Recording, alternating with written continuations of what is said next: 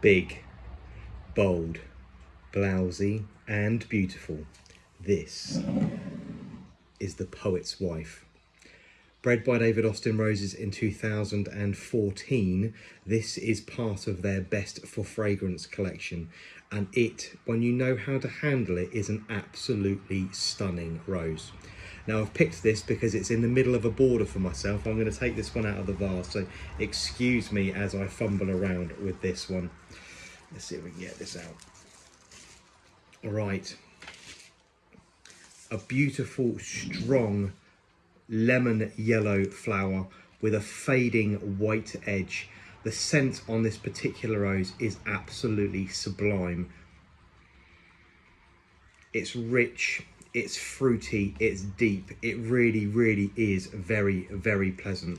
It's a large, fairly unruly bush. David Austin think this reaches about 3.5 feet, but in here in the North Lodge Cottage Garden, it reaches something more in the region of about 5 feet. And when you know how to handle her, because she does need a little bit of handling, it is an absolute glorious rose. You can see from this other spray here that I've just cast aside, long arching stems to this particular plant.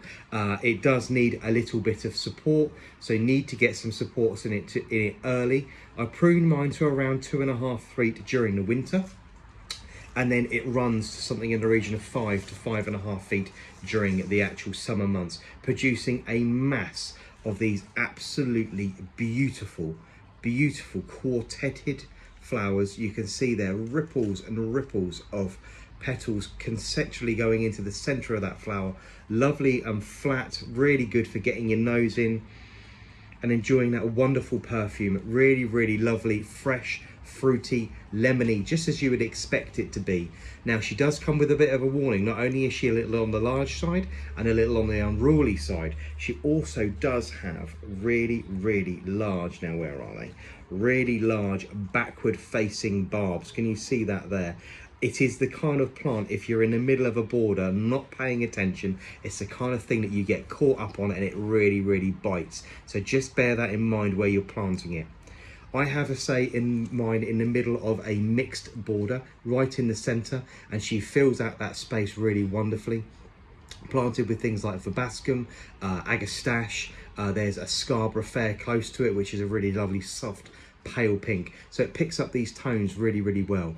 But the Poet's Wife, if you have space for something large, something in the region of 4.5 to 5 feet, and you can happily make it some supports, sink some bean canes in, or as I do, put some metal sight pins in around it and just tie the main canes in before she gets too large during the summer.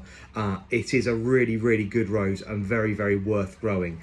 Very, very free flowering, fantastic scent, great disease resistance. Now this lovely fresh lemon colour, you also have a very, very deep green foliage. Now again, it's probably like teaching to suck eggs, but it is lovely to have this contrast between the two. So a fresh lemon coloured flower with a very, very dark emerald green leaf, quite deeply serrated on the outside of the leaf. But as I say, if you know how to handle her, you're prepared to get some supports in around her very early on in the season, the Poet's Wife is a fantastic addition to any rose collection. Great for the back of a border or for a corner. This particular plant thrives really well in partial shade.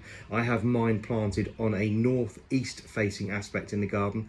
It only gets around 3 or 4 hours worth of direct sun a day. She flowers really, really well, and it could be one of the reasons why it draws a little higher than it actually should do, but I don't mind because it is utterly beautiful. So this is the Poet's Wife, bred and introduced by David Austin Roses in 2014, and right up there with the best of the smelling roses that David Austin produced. So if this is something you haven't got, maybe this is one you should look for.